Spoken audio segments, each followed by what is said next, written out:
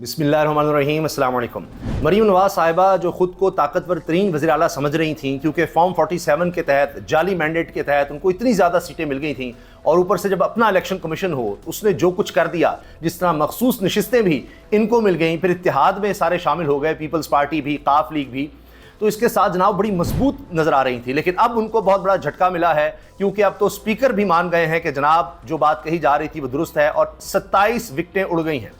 एक ही झटके में 27 सीटें वो अब ख़त्म हो गई हैं, सीट हो गए हैं ख़वातीन समेत अक़लियती अरकान, जो कि ज़बरदस्ती खिराती सीटों पर आपने देखा मखसूस नशिस्तें जो हथियाई गई थी उन पर उनको मेंबर बनाया गया था पंजाब असम्बली का। अब जाहिर है कि ये बड़ी रुसवाई की, बेइज्जती की बात है, क्योंकि सुप्रीम कोर्ट ने जो फैसला दिया वो तारीखी फैसला है, और सुप्रीम कोर्ट ने कह दिया कि ये अरकान जिस तरह से मखसूस नशिस्तों वाले बनाए गए हैं, ये तो आइन में कहीं लिखा ही नहीं है कि जनाब किसी और की उठाकर इनको दे दी जाए जो इनके कोटे से भी ज़्यादा हैं।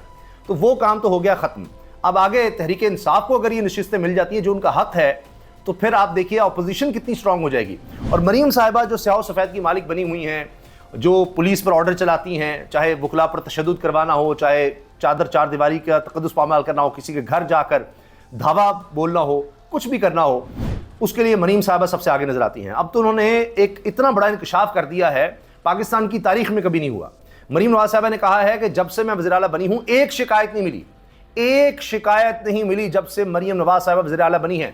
यानी उन्होंने पाकिस्तान के सबसे बड़े सूबे में 11-12 करोड़ की आबादी में सिर्फ चंद महीनों में इतना बड़ा इनकलाब बर्पा कर दिया है कि कोई एक शिकायत ही नहीं है किसी को। अंदाजा लगाइए आप। तो मरीम साहिबा को तो फौरी तौर पर ना सिर्फ पाकिस्तान बल्कि पूरी दुनिया में इक़्तिदार सौंप देना चाहिए, क्योंकि पूरी दुनिया के मसाइल खत्म हो जाएंगे। इसका मतलब है कि इस वक्त पंजाब में दूध और शहद की नहरें बह रही हैं, एक भी शिकायत नहीं है। और अगर कहीं भी आपको नजर आता है, मीडिया को तो छोड़ ही दिए, मेन स्ट्रीम मीडिया की क्या बात करें, सोशल मीडिया इसीलिए तो बहुत बुरा है कि वो ये हकायक दिखा देता है। लेकिन अब आपने कहना नहीं, मरीम साहिबा ने कहा एक भी शिकायत नहीं है, तो आप माइक लेकर जाएं, किसी को अगर कोई मसला है, कोई बीमार है, उसका सही इलाज नहीं हो रहा, किसी के लिए कोई और मसाइल हैं, तो बिल्कुल गलत है, बिल्कुल वो झूठ है, क्योंकि मरीम साहिबा को आज तक एक शिकायत नहीं मिली। पाकिस्तान में तमाम मसाइल हल हो गए। और ये बात उन्होंने प्रोजेक्ट शुरू किया है अपनी तरफ से कि जनाब वो अब बुलान के जो डब्बे हैं, कैरी डब्बे जिनको हमारे यहाँ कहा जाता है, उनमें जनाब अब क्लिनिक्स बनाकर जा रहे हैं। और सुप्रीम कोर्ट ने जो कहा उसकी वाज़ेह खिलाफ वर्जी फिर हो रही है कि जी इश्तिहारबाजी नहीं आप कर सकते, सरकारी पैसे से जो गरीब कौम का टैक्स का पैसा है उस पर आप अपनी ज़ात की तशहीर कर रहे हैं। ज़ाती तौर पर वैसे भी इज़हार है, पैसा बहुत ज़्यादा खर्च किया जाता है, चाहे वो प्राइम मिनिस्टर हाउस हों, CM हाउसेज हों, गवर्नर हाउसेज हों, लेकिन यहाँ पर इसके अलावा ज़ाती तशहीर भी करनी है। काजी फाइज ईसा सब तक चीख उठे कि भाई अगर आप अपने ज़ाती पैसे लगा रहे हो तो समझ आती है, आप सरकारी पैसे से, गरीब कौम के टैक्स के पैसे से जो उनका खून निचोड़ते हैं, उनसे आप अपनी तख्तियां लगा रहे हैं। अब वो तमाम गाड़ियों पर मरीम नवाज साहिबा की तस्वीर है। अभी हाल ही में एक टेलीविजन पर मुझे बुलाया गया, तो मैंने उनसे कहा था कि जी कोई अमल नहीं हो रहा सुप्रीम कोर्ट के फैसले पर, ये ऐसे ही है, पहले भी इस तरह के काम आते, कभी अमल नहीं हुआ, वही हुआ है। तमाम गाड़ियों पर मरीम नवाज साहिबा की तस्वीर है।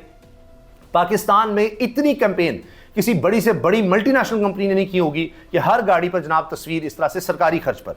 तो ये समझते हैं कि ऐसे तो नहीं कहते कि तख्त लाहौर, वो कहते हैं तख्त है हमारा, यहाँ पर जिस तरह हम चाहें उस तरह से निज़ाम चलेगा, जिस तरह हम चाहेंगे उस तरह मामला चलेंगे। तो ये सारा पैसा हमारा है। बात ही खत्म हो गई जब किसी ने पूछा आज़मा बुखारी साहब से कि जी मियां नवाज शरीफ साहब की बोरियों पर क्यों तस्वीर लगाई जा रही है, आटे की बोरियों पर, आटे के थैलों पर, तो उन्होंने कहा यहाँ हुकूमत किसकी है? नवाज शरीफ की है, नून लीग की है, इसका मतलब हुकूमत ये है। ये मुल्क किसका है? ये नवाज शरीफ का है, ये उनकी ज़ाती जागीर है। ये सारा पैसा, सारा जो कौमी ख़जाना है, जितने ज़र-ए-मुबादला के ज़खायर हैं, ये सब उनके हैं, जितने मर्जी वो खर्च करें, उनसे कौन पूछ सकता है? वो भी वक्त आपने देखा है कि बैतुल खला के बाहर शहबाज शरीफ साहब ने अपनी तस्वीरें लगाई हुई थी। तो यहाँ तो जनाब कुछ भी हो सकता है। अच्छा, एक और बहुत बड़ी खबर जो है मरीम नवाज साहिबा के हवाले से कि chief justice Lahore high court वो डट गए हैं। बड़ा प्रेशर डलवाया गया उन पर हर तरह से जनाब, क्योंकि ये तो वो लोग हैं जिन्होंने सुप्रीम कोर्ट पर हमला करवा दिया था जब चीफ जस्टिस से, सुप्रीम कोर्ट के चीफ जस्टिस से अनबन हुई थी, तो तब इन्होंने सुप्रीम कोर्ट पर हमला कर दिया था। तो पंजाब का क्या समझते हैं जी, लाहौर हाई कोर्ट के चीफ जस्टिस क्या है? लेकिन दलेरी और बहादुरी की दाद देनी पड़ेगी। Chief justice Lahore high court ने एक केस की समाअत में मरीम साहिबा के हवाले से कहा जी फिर हम वज़ीर आला को बुला लेते हैं। तो जो सरकारी वकील थे उन्होंने कहा नहीं, ऐसा ना करें, मैं आगे बता दूंगा, आप उनको बुलाएं नहीं, उनको ना बुलाएं, वज़ीर कानून तक बुला लें। अब इस पर चीफ जस्टिस ने कहा कि जी अगर उस्मान बुज़दार भी तो आए थे पंजाब के वज़ीर आला होते हुए अदालत में, तो मरीम को नहीं आ सकती? कहते नहीं, मरीम को इस्तिस्ना है, मरीम को नहीं बुला सकते, उनको इस्तिस्ना है, आप वज़ीर आला को नहीं बुला सकते अदालत। तो फिर ये चीफ जस्टिस ने कहा कि जी अगर उस्मान बुज़दार आ सकता है तो मरीम क्यों नहीं आ सकती, तो बुला लेते हैं, क्योंकि आप तो मामला ठीक नहीं कर रहे। 75 असामी इंसदाद दहशतगर्दी की जजेस की खाली हैं, दीगर जजेस की खाली हैं, 5 महीने से लिख कर दिया हुआ है, आप जनाब जजेस ही नहीं तैनात कर रहे, आप अपनी मर्जी के तैनात करना चाहते हैं, कर दें।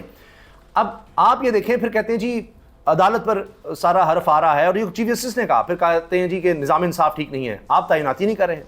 तो हुकूमत ने अपने पास ये इख्तियार रखा हुआ है, और ये बात भी कही गई है जो फुल कोर्ट इजलास हुए हैं हाई कोर्ट्स के, खासतौर पर लाहौर हाई कोर्ट का, कि उसमें कहा गया कि ये जो हुकूमत के पास इख्तियार है जजेस तैनात करने का, ये उनसे लेना चाहिए, क्योंकि ये इस तरह के जजेस तैनात करना चाहते हैं जहां ये अपने मुखालिफिन को सजाएं दिलवा सकें, इसलिए जजेस नहीं तैनात करें। और चीफ जस्टिस ने जो इलेक्शन कमीशन को भेजे हैं जजेस के लिए, वो इलेक्शन कमीशन नहीं मान रहा कि ये इंसाफ कर देंगे, ये तो तहरीक इंसाफ के हक में फॉर्म 45 जैसी लाएंगे तो हम तो फारग हो जाएंगे, इलेक्शन कमीशन की बड़ी बेइज्जती होगी सारी दुनिया के सामने, कि फॉर्म 45 में तहरीक इंसाफ के जीते हुए हैं 80 सीटें हैं जिनको चैलेंज किया हुआ है तहरीक इंसाफ ने, उनमें से 50-60 भी उनके पास आ गई तो गवर्नमेंट तो उनकी बन जाएगी, और ये मखसूस नशिस्तें चली गई तो गवर्नमेंट तो उनकी बन जाएगी। आप देखिए तो ये तो काम ही कुछ और हो जाएगा। अच्छा, ये सदर भी बन गए, स्पीकर भी बन गए, इन्होंने सारा कुछ ये ड्रामा रचाया, मखसूस नशिस्तें भी ले गए, वो भी सारी फारिग हो गई हैं, और अभी वो तहरीक इंसाफ को मिलेंगी, तो देखिए गेम कहाँ से कहाँ जाएगी। अच्छा, अब हुआ यह है कि 16 मई को वज़ीर कानून पंजाब को ज़ाती असलियत तलब किया। अदालत ने इस्तफसार किया कि वज़ीर कानून से काम हो जाएगा या वज़ीर आला को भी बुलाएं। एडवोकेट जनरल पंजाब ने कहा आइन के तहत वज़ीर आला को इस्तिस्ना हासिल है, जिस पर अदालत ने कहा कि पहले वज़ीर आला उस्मान बुज़दार तो हाईकोर्ट आ चुके हैं। एडवोकेट जनरल साहब ने कहा कि जी आप वज़ीर आला को ना बुलाएं, मैं तफसीली रिपोर्ट पेश कर दूंगा। अदालत ने कहा हमने हुकूमत को जजों की तैनाती के लिए फहरिस्त भिजवा रखी है, नैब में 8 और इंसदाद दहशतगर्दी अदालतों में 75 जजेस की तकरीर नहीं हो रही, 75 जजों की, सोचिए ज़रा। जजों की तकरीर न होने से अदलिया की कारकर्दगी पर सवालात उठ रहे हैं। 5 माह से लिख रखा है लेकिन अमल दरामद नहीं हुआ। इंसदाद दहशतगर्दी अदालतों में जजेस तैनात क्यों नहीं किए गए? वज़ीर आला और वज़ीर कानून को बुला लें, फिर मामला हल हो सकता है। एडवोकेट जनरल पंजाब ने बताया कि जुमेरात के लिए काबीना का इजलास शेड्यूल है, मुझे मंगल तक मोहलत दे दें, तफसीली रिपोर्ट पेश कर दूंगा। अदालत ने कहा आप अपनी पसंद के बंदों को लगवाना चाहते हैं तो लगवा लें। सुप्रीम कोर्ट में भी यही हुआ है, वहां पर कहा है कि जी मैं बता दूंगा, मैं पंजाब हुकूमत को, मरीम साहब को बता दूंगा कि ये जो ज़ाती आपकी तशहीर है अपनी ज़ात की, अपने ख़ानदान की, ये सरकारी पैसों से ना करें, मैं उनसे कह दूंगा। उनको आज तक शायद पता ही नहीं होगा, ये पहले से जनाब हुक्म है, लेकिन उनको सब पता है, लेकिन वो फिर भी करेंगी, अब भी करेंगी। सुप्रीम कोर्ट को काजी फैसल साहब को वो क्या समझती हैं, आप देख लीजिएगा, आप देख लें आगे क्या होगा। हाँ जी, काजी फैसल साहब फिर अगर कुछ थोड़ा बहुत करना चाहें वो अलग बात है, वरना वो समझते हैं, उन्होंने तो खुद कहा था कि जब तक काजी फैसल साहब नहीं आते, ना मियां नवाज शरीफ वापस आएंगे, ना हमने इलेक्शंस करवाने हैं। तो काजी साहब आए तो फिर आप देख लीजिए जितनी भी सहूलतें मिली हैं, खुद ये दावा करते हैं कि उसके बाद जनाब सब कुछ ठीक हो गया हमारे लिए, तो और उसके बाद तहरीक इंसाफ के लिए सब कुछ गलत होने लग गया। तो इसलिए जनाब वो काजी फैसल साहब पर डिपेंड करते हैं, तो उनका ख्याल है कि कुछ भी नहीं, काजी फैसल साहब इनको कुछ नहीं कहेंगे, ज़ाती तशहीर जारी रखें। दूसरी तरफ जनाब तहरीक इंसाफ के हवाले से खबर सुन लीजिए। इमरान खान साहब जो हैं वो चुके डटे हुए हैं, वो टूट नहीं रहे। तो अब राना सनाउल्लाह साहब जो पहले कहते थे जी नहीं हमसे बात क्यों नहीं करते, बात क्यों नहीं करते, बड़ा नरम लहजा हो गया था, वो तो कौमी लीडर हैं इमरान खान। अब जब उनको इक़्तिदार फिर मिल गया है, क्योंकि वो आ गए हैं काबीना में, तो फिर ज़रा इंसान चौड़ा हो जाता है। पहले वजूद बड़ा ख़तरा था, फिर थोड़ा बीच में इमरान खान साहब के लिए बड़े अच्छे कलमात। अब कह रहे हैं तहरीक इंसाफ पर पाबंदी का फ़ैसला हो चुका है, तहरीक इंसाफ पर पाबंदी लगानी है, वो बतौर पार्टी अपना इस्तेकाक हो चुकी है, बस जल्दी फ़ैसला सामने आ जाएगा और जल्दी हम सुप्रीम कोर्ट में भेज देंगे, क्योंकि किसी भी पार्टी पर पाबंदी लगाना वो काबीना से हुकूमत लेकर अप्रूवल, हुकूमत कहती है और फिर सुप्रीम कोर्ट में मामला जाता है। तो उनको सुप्रीम कोर्ट में इतना यकीन है जस्टिस काजी फैसल साहब के होते हुए कि जब बल्ले का निशान छीन लिया है तो अब इनकी पार्टी भी बैन कर देंगे। और वैसे तो जो भी पार्टी के तौर पर कुछ किया जा सकता है, चाहे वो इलेक्शंस हो, चाहे वो जलसा जुलूस हो, उस पर तो वैसे भी पाबंदी है, कहीं आ जा नहीं सकते, वो तो आपने पहले भी पाबंदी लगाई हुई है। तो ये भी शौक पूरा करके देख लीजिए, इसके असरात भी आप देखेंगे पहले 2 साल में जो आपने कर दिया है, और उससे जो अदम इस्तेहकाम और मईशत जो उसका बेड़ा गर्क हुआ है वो देख लीजिए। अच्छा जी, अब एक और चीज़, अदालत ने एक और भी काम किया है हाई कोर्ट ने, कि ये जो मरीम साहबा बाइक्स देना चाह रही हैं, जिसमें लैपटॉप स्कीम, बाइक स्कीम अब लेकर आ रही हैं, ये असल में सियासी रिश्वत के तौर पर इस्तेमाल करते हैं ताकि जनाब वो बच्चे, उनका ख़ानदान हमें वोट करेंगे। ये पहले भी नाकाम हुए हैं लैपटॉप देकर, लैपटॉप बच्चों ने लिए और वोट इमरान खान को दिया, अब ये बाइक्स दे रहे हैं। तो इस पर लाहौर हाई कोर्ट ने कहा है कि लड़कों को बाइक्स देंगे तो वन व्हीलिंग करेंगे, लड़कियों के तालीमी इदारों के बाहर भी जाएंगे। आप जो पूरी दुनिया में देखा गया है, आप मास ट्रांजिट जो है उस पर उसकी तरफ आएँ, बसेज़ हैं, जिस तरह इलेक्ट्रिक बसेज़, और इस तरफ ये बजाय इस तरह ये जो मोटरसाइकिल वगैरह और ये सब देना और ये सियासी शोबदाबाजी ये ना करें। तो अदालत ने इस पर भी मरीम नवाज़ साहिबा के हाथ बांध दिए हैं। अब देखते हैं कि इस पर आगे क्या होता है, क्या पेशरफ्त होती है, लेकिन ये कोई ना कोई जनाब रास्ता निकालेंगे, ये इन चीज़ों से बाज नहीं आ सकते। इसके अलावा जनाब इमरान खान साहब ने जेल में बड़ा फैसला कर दिया है और साबिक सदर आरिफ अलवी को बड़ी जिम्मेदारी सौंप दी है और कहा जा रहा है कि शायद अब वो चेयरमैन बन जाएँ पार्टी के, PTI के चेयरमैन आरिफ अलवी बना दिए जाएँ, क्योंकि जो मौजूदा लीडरशिप है इमरान खान साहब उससे इतने खुश नहीं हैं। और इसके बाद ये भी सुन रहे हैं कि शायद असद उमर, फवाद चौधरी और शीरी मज़ारी साहिबा जैसे लोगों की वापसी हो सकती है। आरिफ अलवी दीगर जगहों पर भी बातचीत का सिलसिला आगे बढ़ाएंगे और इसका ऐलान भी जल्द हो सकता है। इसके अलावा जनाब एक और बात ये सामने आ रही है कि इमरान खान साहब दोबारा जो पुराने लोग थे उनको साथ शामिल करने का भी सोच रहे हैं और इसी में एक बड़ा कदम ये उठाने का कहा जा रहा है कि दोबारा से इमरान खान साहब एक पटिशन दायर करवाना चाह रहे हैं कि पार्टी की जो तंजीम है उसमें सैफुल्लाह न्याज़ी, उनसे जब मुलाकात की है तो कहा है कि जी 2019 के पार्टी आइन के मुताबिक चीफ ऑर्गेनाइज़र सैफुल्लाह न्याज़ी ही हैं। सेनेटर सैफुल्लाह न्याज़ी जो लापता हुए थे उसके बाद फिर छोड़ गए थे इमरान खान साहब को।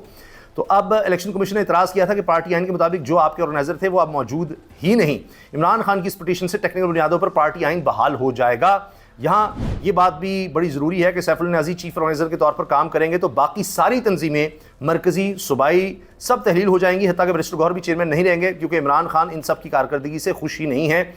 तो अब पार्टी की तंजीम नौ पर ज़ोरों से ध्यान दिया जा रहा है और इसी में डॉक्टर आरिफ अलवी का भी अहम रोल नज़र आ रहा है। ज़ुबैर अली खान बड़े अच्छे रिपोर्टर हैं, उन्होंने भी अपने व्लॉग में इन चीज़ों का जिक्र किया है।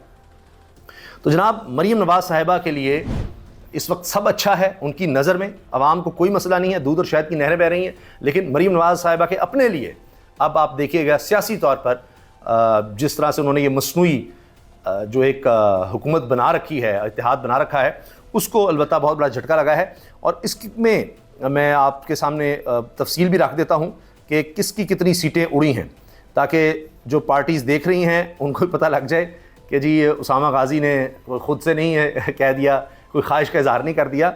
जो वाक़या हुआ है वो है कि जी स्पीकर पंजाब असम्बली ने सुप्रीम कोर्ट के फैसले की रोशनी में मखसूस अरकान असम्बली यानी मखसूस नशिस्तों पर जो अरकान जाली तरीके से बनवाए गए थे इनके हवाले से जनाब इनकी रुकनीयत ही मुअत्तल कर दिया। 27 मखसूस नशिस्तें हैं जिनको मुअत्तल किया गया है और इसमें जनाब 24 ख़वातीन हैं और 3 अक़लियती अरकान शामिल हैं। नून लीग की 21 यानी तहरीक इंसाफ की सीटें बनती थी जो 21 नून लीग की झोली में डाल दी गई।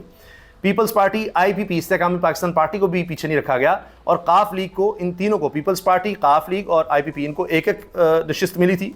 खैराती तौर इलेक्शन कमीशन का बहुत शुक्रिया। जबकि मुअत्तल अक़लियती अरकान में नून लीग के 2 और पीपल्स पार्टी के 1 रुकन शामिल हैं जी। और पंजाब असम्बली में नून लीग के 23, पीपल्स पार्टी के 2 वोट कम हो गए हैं, जबकि मुस्लिम लीग काफ और इस्तेहकाम पाकिस्तान पार्टी का 1-1 वोट कम हो गया है। तो 23 विकटें मरीम नवाज़ साहिबा की उड़ गई हैं जी। 23 विकटें नून लीग की, 2 पीपल्स पार्टी की, काफ लीग की, 1 इस्तेहकाम पाकिस्तान पार्टी के 1-1 जनाब ये हुए हैं। तो अब देखते हैं कि ये अब पूरा इंसाफ कब होता है और ये सीटें तहरीक इंसाफ को सुन्नी इत्तेहाद कौंसिल की बैनर तले कब मिलती हैं। तो ये अब देखना बाकी है। अब आगे जून में लार्जर बेंच की बात हो रही है तो देखते हैं उसमें क्या होता है। अल्लाह हाफ़िज़।